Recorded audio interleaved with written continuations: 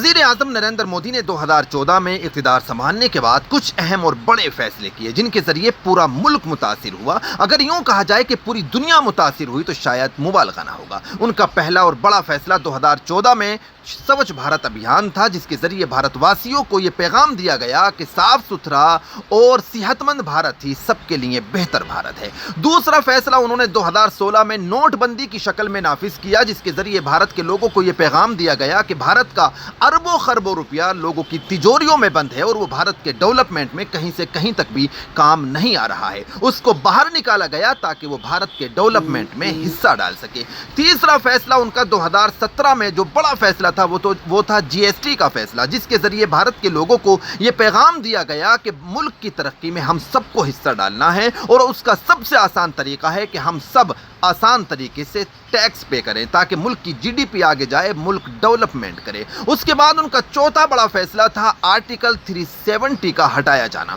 یعنی جاتے ہوئے کھوتے ہوئے کشمیر کو واپس ہندوستان میں شامل کر دینا، اور اس کے ذریعے انہوں نے اس کام کو مکمل کیا کہ کشمیر کو 2 حصوں میں بانٹ دیا گیا۔ آرٹیکل 370 جو کشمیر کو امتیازی حیثیت دیتا تھا اس کو ختم کر کے کشمیریوں کو یہ پیغام دیا گیا کہ آپ کا بھارت سے الگ ہونے کا سپنا کبھی بھی پورا نہیں ہوگا۔ اور اس کے بعد ان کا 5واں بڑا فیصلہ تھا 2019 میں ہی رام مندر کی تعمیر۔ رام مندر کی تعمیر سے اربوں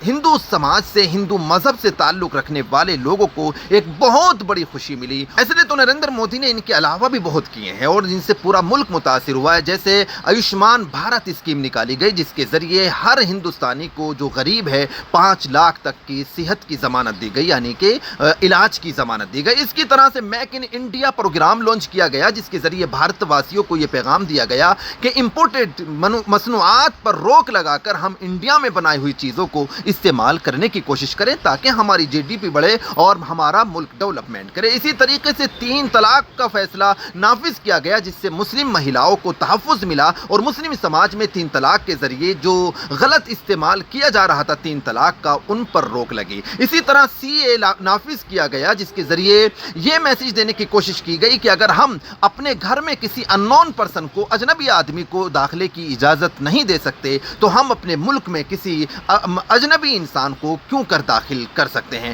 بہرحال اور بھی ان کے بہت بڑے بڑے فیصلے ہیں، لیکن ہم نریندر مودی کو ان تمام فیصلوں پر اپریشیٹ کرتے ہیں کیونکہ ان تمام فیصلوں کے ذریعے انہوں نے ہندوستان کو مضبوط کیا ہے۔ ان تمام فیصلوں میں کبھی بھی کسی مذہب یا کسی ذات کے خلاف کوئی چیز ایڈ نہیں کی گئی ہے۔